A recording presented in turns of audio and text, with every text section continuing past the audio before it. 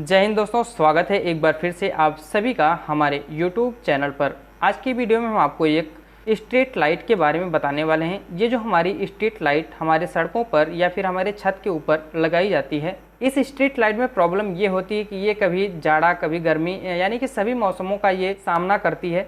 तो इसमें कुछ कंपोनेंट्स ऐसे लगे होते हैं जो डिफरेंट वेदर को झेल पाते हैं, लेकिन कुछ कंपोनेंट ऐसे लगे होते हैं जो ख़राब हो जाते हैं।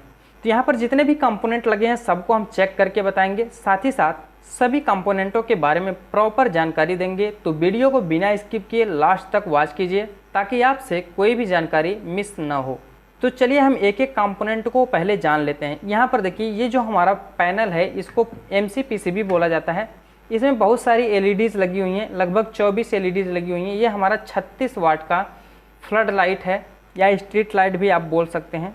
यहाँ पर देखिए, इस ड्राइवर से दो तार निकल कर आते हैं, यहाँ पर लगाए जाते हैं। इन दोनों तारों में DC सप्लाई आती है। DC सप्लाई 50 वोल्ट की सप्लाई आती है। अब हम 50 वोल्ट की सप्लाई कैसे आती है, हम कैसे बोल दिए कि 50 वोल्ट की सप्लाई आती है। यहाँ पर देखिए, जो कैपेसिटर लगे हुए हैं यहाँ पर 50 वोल्ट के कैपेसिटर लगे हुए हैं। तो यहाँ पर जब 50 वोल्ट के कैपेसिटर लगे हुए हैं और वहीं से हमारा आउटपुट आ रहा है, इसका मतलब कि यहाँ पर जो भी आउटपुट आएगा 50 वोल्ट से ज़्यादा नहीं आएगा, 50 वोल्ट के आसपास में आउटपुट आएगा। तो अब देखिए, इस सर्किट को थोड़ा सा समझ लेते हैं। यहाँ पर देखिए, इस सर्किट को यहाँ से निकालना है और निकालने के बाद हम इसको आपको समझा देते हैं पूरी तरह से। तो यहाँ पर देखिए, ये जो हमारी AC लाइन है यहाँ पर इन होती है इस PCB में। इस PCB में AC लाइन इन होने के बाद यहाँ पर देखिए एक MOB लगा हुआ है, मेटल ऑक्साइड वायरिस्टर इसको बोला जाता है। इस MOB का काम ये होता है कि जर्क वोल्टेज या हाई वोल्टेज को ये प्रोटेक्ट करता है। यहाँ पर देखिए एक फ्यूज़ लगा हुआ है एज ए प्रोटेक्शन। ये जो हमारा फ्यूज़ है ये बॉक्स टाइप फ्यूज़ है। पूरी सर्किट में किसी भी प्रकार से कोई फॉल्ट आता है या फिर कहीं भी शॉर्ट सर्किट होती है तो ये हमारा फ्यूज़ पहले उड़ जाता है और पूरी सर्किट को जलने से बचा लेता है। यहाँ पर देखिए एक NTC लगा हुआ है। NTC मतलब होता है निगेटिव टेम्परेचर कोफिशिएंट। ये भी एक प्रकार का रजिस्टर होता है, इसको थर्मिस्टर बोला जाता है। इस पर नंबर लिखा हुआ है 5D9। 5D9 नंबर का मतलब ये होता है कि जो हमारा 5 लिखा हुआ है ये 5 ओम का रजिस्टर है, जो 0 पावर रजिस्टर है।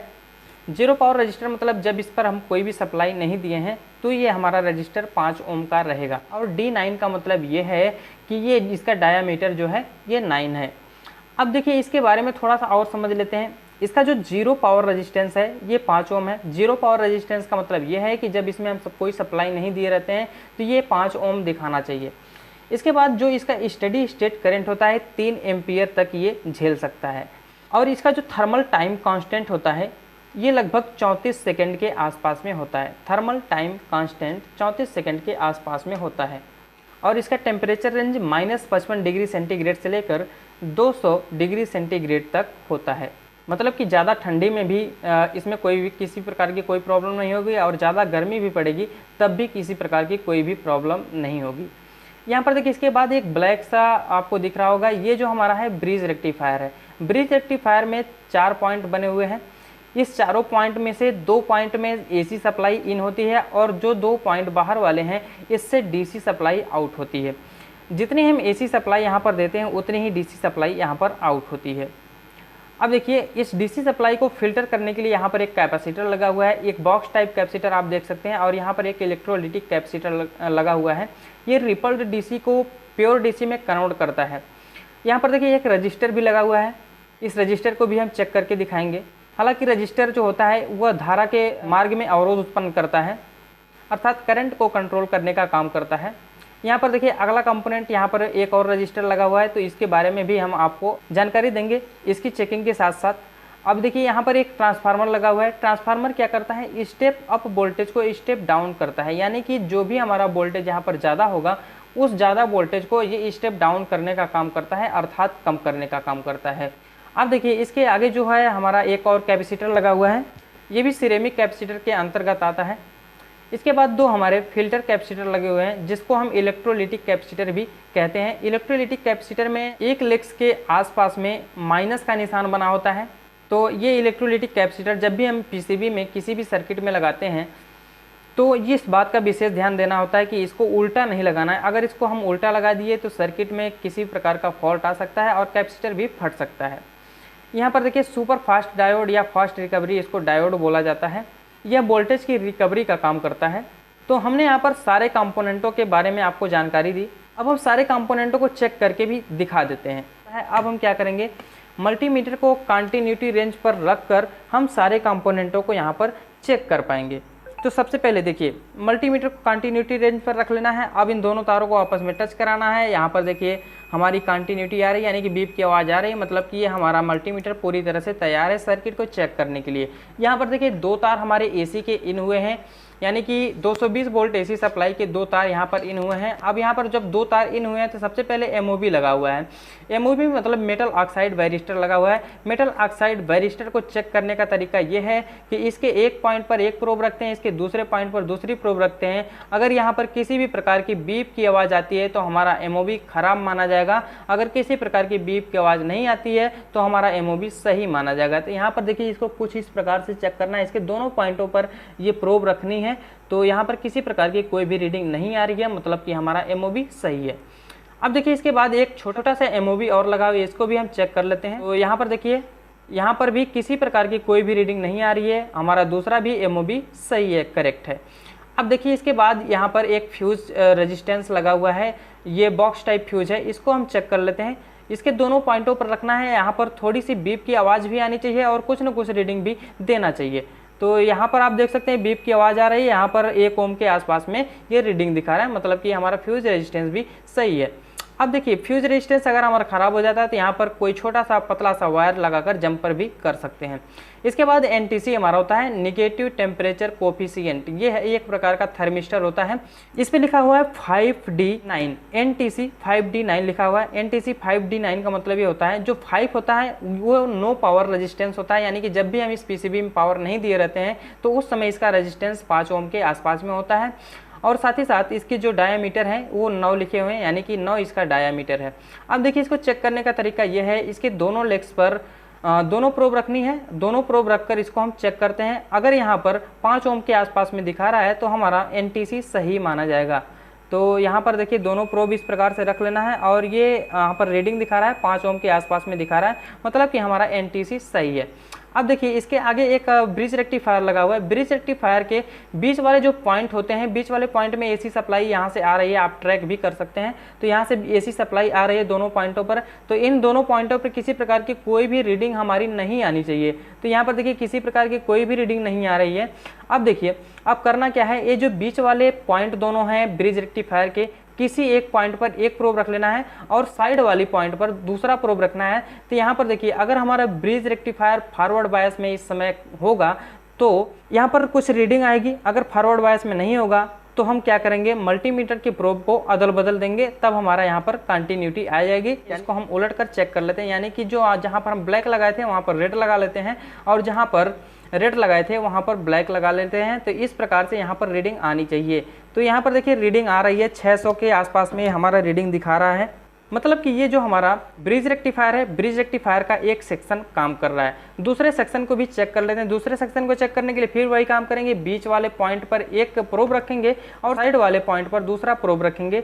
तो यहाँ पर भी रीडिंग आनी चाहिए। तो यहाँ पर भी देखिए रीडिंग आ रही है, मतलब कि हमारा दूसरा सेक्शन भी वर्क कर रहा है। तो ब्रिज रेक्टिफायर को कुछ इस प्रकार से चेक करना है। अब देखिए इसके आगे हमारा रेजिस्टेंस है। रेजिस्टेंस को चेक करना आप जानते होंगे, अगर नहीं जानते हैं तो यहाँ पर भी हम बता देते हैं। जो रेजिस्टेंस होता है, रेजिस्टेंस के दोनों पॉइंट पर दोनों प्रोब रख लेना है और दोनों प्रोब रखने के बाद यहाँ पर कुछ ना कुछ रीडिंग आनी चाहिए। तो यहाँ पर देखिए कुछ ना कुछ रीडिंग आ रही है, मतलब कि ये जो हमारा रेजिस्टेंस है ये फ्यूज रेजिस्टेंस है और फ्यूज रेजिस्टेंस हमारा सही है। यहाँ पर देखिए अगला कंपोनेंट हमारा है इलेक्ट्रोलिटिक कैपेसिटर। ये छोटा सा कैपेसिटर है। इसको चेक करने का तरीका ये है कि इसके दोनों पॉइंटों पर दोनों प्रोब रखना है। यहाँ पर कुछ रीडिंग आकर बंद हो सकती है और कुछ रीडिंग आ भी सकती है, क्योंकि ये हमारा जो कंपोनेंट है ये पीसीबी में लगा हुआ है। अगर हमारा किसी भी कंपोनेंट पर डाउट जाता है तो उस कंपोनेंट को बाहर निकालकर चेक कर लेना होगा, तब भी हमारा डाउट क्लियर होगा। तो यहाँ पर देखिए यहाँ पर दोनों पॉइंट पर हम रख रहे हैं, किसी प्रकार की कोई रीडिंग नहीं आ रही है। अब हम इस प्रोब को अदल बदल लेते हैं। तो यहाँ पर देखिए कुछ ना कुछ रीडिंग तो जरूर आनी चाहिए और आकर बंद हो जानी चाहिए। तो यहाँ पर देखिए दूसरे प्रोब पर लगाने पर कुछ रीडिंग आ रही है। ये जो हमारा ट्रैक है बहुत सारे कंपोनेंटों से जुड़ा होगा, इस वजह से ये हमारी रीडिंग आ सकती है। हम यही रिकमेंड करते हैं कि जो भी हमारा पीसीबी में किसी भी कंपोनेंट पर अगर डाउट जाता है तो आप उसको बाहर निकाल कर चेक कर सकते हैं, उसके बाद ही उसको ख़राब या सही माना जा सकता है। यहाँ पर देखिए हमने कैपेसिटर को चेक करना बताया, साथ ही साथ बॉक्स टाइप कैपेसिटर को भी इसी प्रकार से चेक कर लेना है। इसके दोनों पॉइंटों पर ये दोनों प्रोब रखनी है और यहाँ पर देखिए किसी प्रकार की कोई भी रीडिंग नहीं आ रही है, मतलब कि ये जो हमारा कैपेसिटर है ये सही है। अगर किसी भी प्रकार की रीडिंग या बीप की आवाज़ ज़्यादा देर तक आए तो हमारा कैपेसिटर ख़राब माना जाएगा, शॉर्ट माना जाएगा। यहाँ पर देखिए अगला कंपोनेंट हमारा है ये रजिस्टर। इस रजिस्टर को भी हम चेक कर लेते हैं। तो इस रजिस्टर के दोनों पॉइंट पर दोनों प्रोब रख लेना है और यहाँ पर देखिए कुछ रीडिंग दिखा रहा है, 606 के आसपास में रीडिंग दिखा रहा है, मतलब कि ये हमारा रजिस्टर सही है। और इसका जो रेजिस्टेंस दिखा रहा है ये हो सकता है किसी अन्य कंपोनेंट के जुड़े रहने की वजह से भी दिखा सकता है। तो यहाँ पर किसी प्रकार की कोई भी दिक्कत नहीं है। अब देखिए अगला कंपोनेंट हमारा है ट्रांसफार्मर। ट्रांसफार्मर को कैसे चेक करना है? ट्रांसफार्मर के जो प्राइमरी लेग्स होते हैं, प्राइमरी लेग्स पर बीप की आवाज़ आनी चाहिए और सेकेंडरी लेग्स पर आपस में बीप की आवाज़ आनी चाहिए। यहाँ पर देखिए जो प्राइमरी लेग्स हैं, प्राइमरी लेग्स जहाँ जहाँ पे जुड़ी होंगी, यानी कि जो हमारा वायर एक सिरा उठा होगा और उससे बाइंडिंग करते हुए जिस पॉइंट पर गया होगा उस पॉइंट पर रीडिंग आनी चाहिए। अगर उस पॉइंट पर रीडिंग आ रही है तो हमारा जो ट्रांसफार्मर की बाइंडिंग है ये सही मानी जाएगी। यहाँ पर देखिए रीडिंग आ रही है, मतलब ये जो हमारी ट्रांसफार्मर की बाइंडिंग है ये सही है। अब देखिए इसके सेकेंडरी पॉइंट को भी चेक कर लेते हैं। सेकेंडरी पॉइंट में भी जहाँ से वायर उठा होगा और जहाँ पर एंड हुआ होगा उसके दोनों पॉइंट बाहर निकले होंगे, वही दोनों पॉइंट हमारे रीडिंग देने चाहिए। तो यहाँ पर देखिए बीप की आवाज़ है वो आ रही है, इसका मतलब कि ये जो हमारा ट्रांसफार्मर है, ट्रांसफार्मर का सेकेंडरी भी सही है, ओके है। अब देखिए यहाँ पर अगला कंपोनेंट हमारा कैपेसिटर है, ये सिरेमिक टाइप कैपेसिटर के अंतर्गत आता है। इसको भी हम चेक कर लेते हैं। यहाँ पर देखिए यहाँ पर किसी प्रकार की कोई भी रीडिंग नहीं आ रही, इसको उल्टा करके भी चेक कर लेते हैं। तो यहाँ पर भी देखिए किसी प्रकार की कोई रीडिंग नहीं आ रही, मतलब हमारा कैपेसिटर ये सही है। यहाँ पर देखिए जो हमारे आउटपुट कैपेसिटर हैं, दो फिल्टर कैपेसिटर है, इलेक्ट्रोलाइटिक कैपेसिटर है।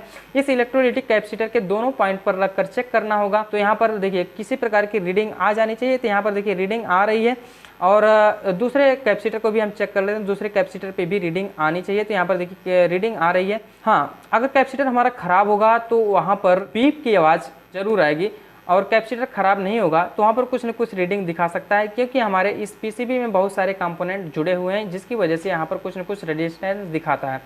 अब देखिए इसके सारे कंपोनेंटों को हमने चेक करना बता दिया। यहाँ पर देखिए फास्ट रिकवरी डायोड को भी हम चेक कर लेते हैं। तो यहाँ पर देखिए एक प्रोब इसके एक पॉइंट पर रखना है, दूसरा प्रोब इसके दूसरे पॉइंट पर रखना है। तो यहाँ पर देखिए रीडिंग आ रही है, 396 के आसपास में रीडिंग आ रही है, मतलब कि हमारा FRD सही है।